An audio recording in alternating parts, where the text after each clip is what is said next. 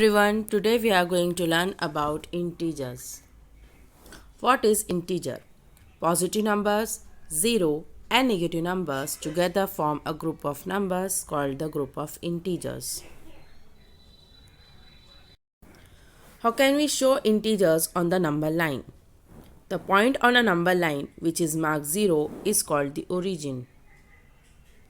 On the left and right of 0, points are marked at equal distance. The numbers shown by points on the right are positive numbers and those shown by points on the left are negative numbers. Keep remember, the plus sign is generally not written before positive numbers. For example, 2, 3, etc. However, it is necessary to write the minus sign of negative. For example, -2, -3, etc. 0 does not have any sign. Please like, subscribe and share the video.